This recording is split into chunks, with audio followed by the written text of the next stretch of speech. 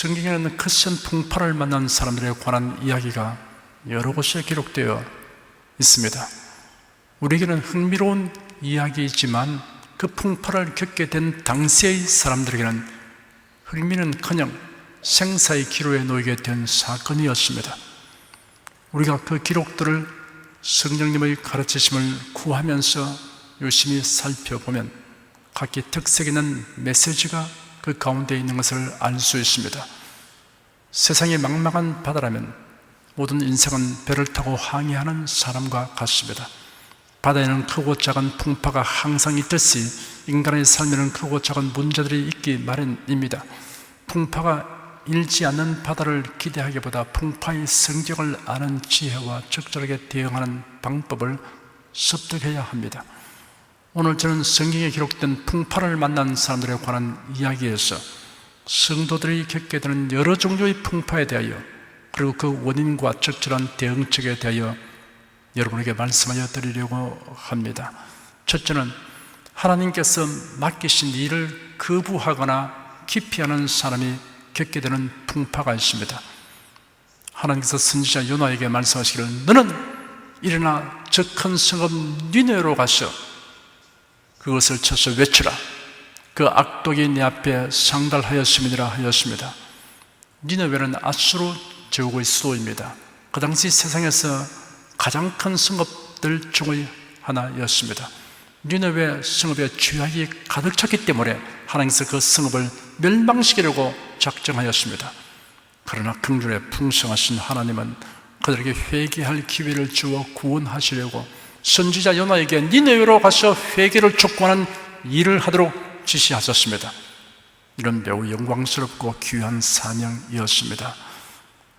그리하여 요나는 이라고 기록되어야 할 것인데 성경에는 그러나 요나가 라고 기록되었습니다. 그러나 요나가 여호와의 낯을 피하려고 일어나 다시스로 도망하려고 욥바로 내려갔다라고 기록되어 있습니다. 다시스의 정확한 위치는 알 수 없으나 일반적으로 지금의 스페인 서남단에 위치했던 곳으로 팔레스타인에서 서쪽으로 3200km나 떨어져 있습니다. 이곳은 니느웨와 정반대 방향입니다. 니느웨는 동쪽인데 다시스는 서쪽입니다. 선지자 요나가 여호와의 낯을 피하여 도망하려고 시도했습니다. 요나는 매우 어리석은 생각과 행동을 했습니다. 하나님을 피해 도망할 수 있다고 생각하고 행동한 것이 그러합니다. 시편 기자는 이렇게 말했습니다. 내가 주의 신을 떠나 어디로 가며 주의 앞에서 어디로 피하리까? 내가 하늘에 올라갈지라도 거기 계시며 음부에 내 자리를 펼지라도 거기 계시니이다. 내가 새벽 날개를 치며 바다 끝에 가서 거할지라도 곧 거기서도 주의 손이 나를 인도하시며 주의 오른손이 나를 붙드시리이다. 내가 혹시 말하기를 흑암이 정녕 나를 덮고 나를 두른 빛은 밤이 되리라 할지라도 주에게서는 흑암이 숨기지 못하며 밤이 낮과 같이 비치나니 주에게는 흑암과 빛이 일반인이다. 여호와의 낯이란 하나님과 친밀하게 교통하는 장소엔 성전이 있는 이스라엘 백성의 땅을 의미합니다. 하나님의 성전이 있는 이스라엘 땅에 그가 머물러 있는 이상 하나님이 그에게 거듭 말씀하시고 지켜볼 것이라는 생각이 들었을 것입니다. 일부 유대인 사이에는 예언의 영이 이스라엘 땅에 국한되어 있다는 오해가 있었습니다.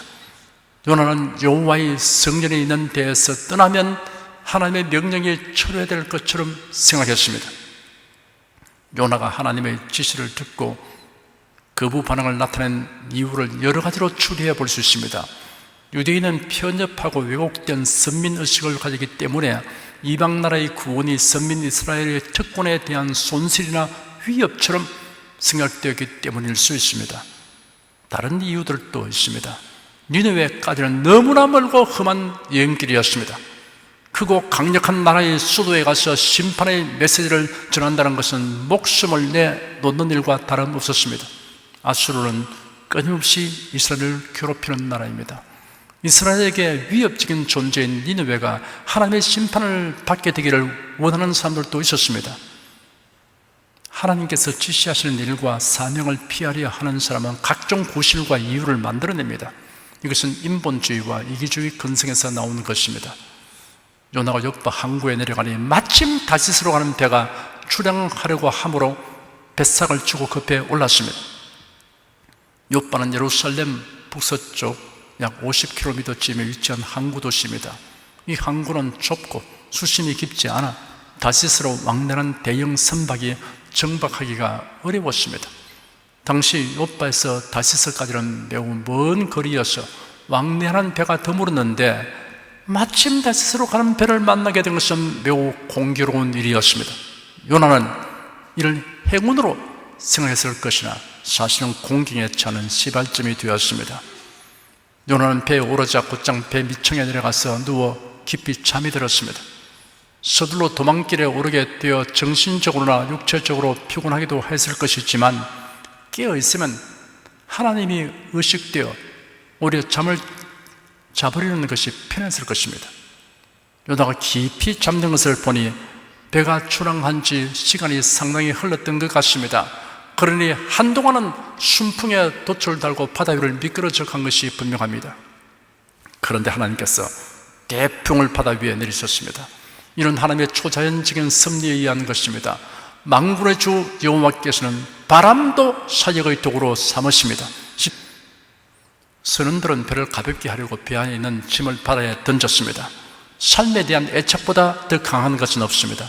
살기 위해서는 생명보다 가치가 덜한 것을 내버릴 수밖에 없습니다. 선장이 승객들에게 위험에 대비하도록 하기 위해 선실로 가보니 그 와중에도 잠을 자고 있는 사람이 보였습니다. 요나입니다. 선장이 요나를 깨워서 야단을 쳤습니다. 이런 판국에 잠을 자다니 당신도 일어나서 신에게 부르짖어 보시오. 당신의 신이 우리를 생각하여 행여나 살려줄지 압니까? 풍파가 더욱 거세어지므로 선원과 승객들이 모두 모여 이 재앙이 누구로 인하여 왔는지 알기 위하여 제비 뽑기를 하자고 의견을 모았습니다. 제비를 뽑으니 요나가 걸렸습니다. 사람들이 요나에게 물었습니다. 당신이 무슨 짓을 했기에 우리가 이런 변을 당하느냐? 당신은 어디에서 왔으며 어느 나라와 민족에 속하였느냐? 요나가 대답했습니다. 나는 히브리 사람이요 바다와 육지를 만드신 하늘의 하나님 여호와를 경외하는 자입니다. 그리고는 자기가 하나님의 낯을 피하여 가고 있다는 사실을 말하였습니다. 이 말을 들은 사람들은 몹시 두려워하였습니다. 풍파가 점점 흉흉해 감으로 사람들은 요나에게 바다를 잔잔하게 하려면 너를 어떻게 해야겠느냐라고 물었습니다. 요나는 나를 들어 바다에 던지라. 이 큰 풍파를 만난 것이 내 탓인 줄 아노라 하였습니다. 요나는 회개하는 심정이 되어 형벌을 달갑게 받기로 한 것입니다.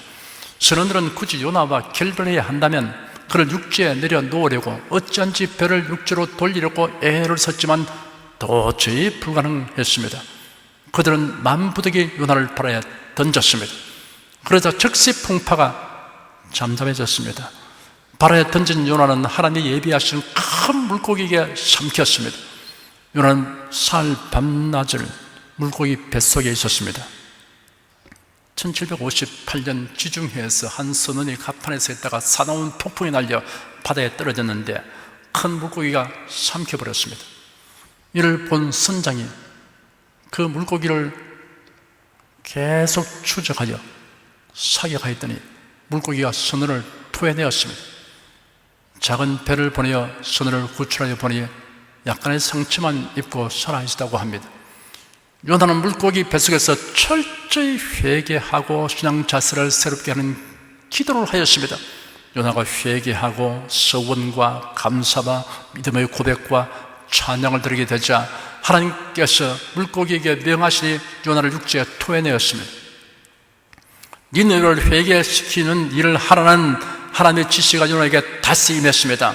요나는 비로소 임무를 성실하게 준행하였습니다.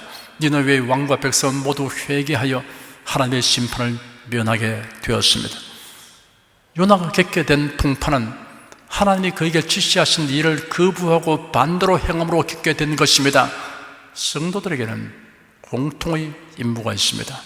예배와 전도와 봉사입니다. 그 일에 있어서 각기 맡은 분야가 있습니다. 이런 성도들에게 주어진 의무일 뿐 아니라 영광스러운 특권입니다. 이러한 의무와 특권을 등한히 하고 임무 수행을 거부하면 하나님께서 이런 성도를 돌이키도록 하기 위하여 풍파를 만나게 하십니다. 만약 여러분 중에 이러한 풍파를 만나게 되면 성도의 본분을 준행하라는 메시지로 알고 곧 회개하는 것이 마땅한 대응 자세입니다. 둘째는 주님의 말씀대로 행하는 중에 일어나는 풍파가 있습니다. 예수님이 오병이어의 기적을 베푸신 후에 제 아들을 제초하여 제 아들만 먼저 배를 타고 갈릴리 바다를 건너가라고 하시고 예수는 기도하러 혼자 산에 올라가셨습니다. 예수님의 제 아들이 배를 바다 가운데 오니 날은 어두웠죠. 캄캄한데 갑자기 거센 풍파가 밀어닥쳤습니다. 그들 곁에 예수님은 계시지 아니하고 밤은 깊은데 큰 풍파가 일어나니 제 아들의 마음에 두려움이 엄습했습니다. 어느덧 밤 4경이 되었습니다. 밤 3시에서 새벽 6시 사이를 말합니다. 그때 예수님이 바다 위로 걸어서 제 아들로 오시고 있었습니다. 제 아들이 이를 보고 놀라서 유령이다! 라고 소리 질렀습니다. 예수님이 제 아들을 향해 안심하라, 내니 두려워 말라 하셨습니다. 베드로가 말하기를 주님! 만일 주님이시라면 저에게 물 위로 주님께 오라고 명령하십시오 하셨습니다. 예수께서 베드로에게 오라 하셨습니다. 베드로가 물 위로 걷기 시작하다가 도중에 풍파를 보고 무수함으로 물속에 빠져들어갔습니다. 그때 베드로는 다급하게 주님 나를 구원하소서 라고 소리쳤습니다. 예수님이 즉시 손을 내밀어 베드로를 붙잡으시며 믿음이 적은 자여 왜 의심하였느냐 라고 말씀하셨습니다. 예수는 베드로가 무모한 모험을 감행했다고 꾸짖은 것이 아니었습니다. 믿음이 적은 것과 의심하는 것을 꾸짖었습니다. 그리고 함께 배에 오르시니 바람이 그쳤습니다. 배에 있던 제 아들이 예수님께 엎드려 절하며 진실로 하나님의 아들이십니다 라고 말했습니다. 제 아들은 예수께서 말씀하신 대로 행하고 있었는데 예기치 못한 풍파를 만나게 되었습니다. 이런 풍파는 제 아들의 믿음을 단련하기 위한 풍파였습니다. 성도들의 믿음은 향상되어야 합니다. 적은 믿음에서 큰 믿음으로, 최상의 믿음으로 향상해야 합니다. 복음서를 보면 예수께서 사람들이 가진 믿음에 대하여 그 믿음의 상태를 여러 가지로 표현하셨습니다. 적은 믿음이라고 말씀하신 적이 여러 번 있습니다. 오늘 이따가 내일 아궁이에 던져는 들풀도 하나님이 이렇게 입히시거든 하물며 늙어보자 믿음이 적은 자들아. 예수께서 이르시되 어찌하여 무서워하느냐 믿음이 적은 자들아 하시고 곧 일어나사 바람과 바다를 꾸짖으시는데 아주 잔잔하게 되거늘 예수께서 즉시 손을 내밀어 저를 붙잡으시며 가르치되 믿음이 적은 자여 왜 의심하느냐 하시고 예수께서 아시고 가라사대 믿음이 적은 자들아 어찌 떡이 없으므로 서로 의논하느냐 가라사대 너희 믿음이 적은 영혼이라 진실로 내게 이르노니 너희가 만일 믿음이 한 겨자씨만큼만 있으면 이 산을 명하여 여기서 저기로 옮기라 해도 옮길 것이요 또 너희가 못할 것이 없으리라. 성도들이 가진 믿음의 크기가 다 같지 않습니다. 적은 믿음이 있습니다. 주님의 말씀대로 살아가는 중에도 풍파는 있습니다. 그러나 두려워할 것 없습니다. 주님께서 이를 다 아시고 계시며 적절한 때에 오셔서 도와주십니다. 예기치 못한 풍파와 같은 문제와 공경에 처할 때 여러분은 이를 믿음을 향상시키는 단련의 기회로 삼아야 합니다. 상황이나 자신의 느낌보다 주님의 말씀을 굳게 붙들고 전진하는 믿음을 견제하는 훈련의 기회로 삼으시기를 축원합니다. 셋째는 사탄의 회방으로 인한 풍파가 있습니다. 제 아들이 예수님과 함께 배를 타고 갈릴리 호수를 건너가는 중에 광풍이 휘몰아쳐 왔습니다. 파도가 넘쳐 들어와서 배가 침몰 직전에 놓이게 되었습니다. 제 아들은 주무시는 예수님을 깨우며 주님 주님 우리가 죽게 되었습니다 라고 외쳤습니다. 예수 잠을 깨어 일어나서 제 아들에게 어찌하여 이렇게 두려워하느냐 너희가 어찌 믿음이 없느냐 하시고 바람과 바다를 향하여 잠잠하라 고요하라 꾸짖으시니 즉시 바람이 그치고 바다가 아주 잔잔하게 되었습니다. 제 아들이 주님과 동행하는 데에도 풍파가 일어났습니다. 이런 풍파는 주님을 믿고 섬기는 일을 회방하려고 날뛰는 사탄의 개입으로 일어나는 풍파입니다. 베드로전서 5장 8절에 근신하라 깨어있으라 너희 대적 마귀가 우는 사자같이 돌아다니며 삼킬 자를 찾나니 하였습니다. 에베소 6장 12절에는 우리의 시험은 혈과 육에 대한 것이 아니요 정사와 권세와 이 어둠의 세상 주관들과 하늘에 있는 악의 영들에게 대함이라 라고 기록되어 있습니다. 제자들과 함께 배를 타신 주님께서 고물에서 베개를 베고 주무셨습니다. 우리가 주님을 모시고 산다고 하면서도 주님께서 계신것을 잊고서 우리 자신과 우리의 일에만 집중하면 주님은 저쪽으로 가셔서 주무십니다. 달리 말하여 주님께서 계시지 않는 것과 같은 상태가 됩니다. 이럴 때 마귀가 틈타고 회방합니다. 사탄의 회방으로 인하여 일어나는 풍파를 방지하려거든 주님과 긴밀하고 지속적인 교통을 해야 합니다. 마귀의 회방으로 풍파 일어나거든 믿음 없는 사람처럼 행동할 것이 아니라 풍파를 향하여 잠잠하라 고요하라 라고 명령하십시오. 넷째는 그리스도인의 참된 모습을 사람들에게 나타내게 하는 풍파가 있습니다. 복음을 전한 일로 인하여 사도 바울이 가이사랴에 응유되어 재판을 받는 중에 로마에서 재판받기를 상소한 결과로 로마로 가게 되었습니다. 백부장 율리오가 바울과 다른 죄수 몇 사람을 호송하였습니다. 그들이 탄 배는 애굽에서 생산되는 곡물을 알렉산드리아 항구에서부터 로마까지 운송하는 곡물 운반선이었습니다. 곡물만 운반하는 것이 아니라 여행자도 함께 운송하였습니다. 알렉산드리아 배는 서쪽에서 불어온 강풍으로 인해 뱃머리를 크레타 섬 동남쪽으로 돌려 해안을 따라 행선하여 크레타 섬 남단에 위치한 미항에 정박하였습니다. 당시 9월 중순부터 3월까지는 지중해 상에 돌풍이 부는 때가 많았기 때문에 항해하기가 매우 어렵고 위태로웠습니다. 그래서 대다수의 사람들은 미항의 위쪽에 있는 베닉스 항구로 가서 겨울을 보내기 원했습니다. 바울 사도가 이를 만류했습니다. 좀 불편하더라도 미항에 계속 머물러야 한다고 모두에게 권하였습니다. 이런 성령님의 가르침을 받아서 말하는 충고였습니다. 백부장은 바울의 말보다 선장과 선조의 말을 더 믿고 출항을 허락하였습니다. 신령한 세계를 모르는 백부장으로서는 다수의 편을 택하고 또한 전문가의 말을 택할 수밖에 없는 것입니다. 그때 마침 남풍이 부드럽게 불어오기 시작했습니다. 선장은 득이양양하여 그것 보란 듯이 출항 명령을 내렸습니다. 그러나 얼마 못 되어 섬 가운데로서 유라굴로라는 황풍이 대적하였습니다.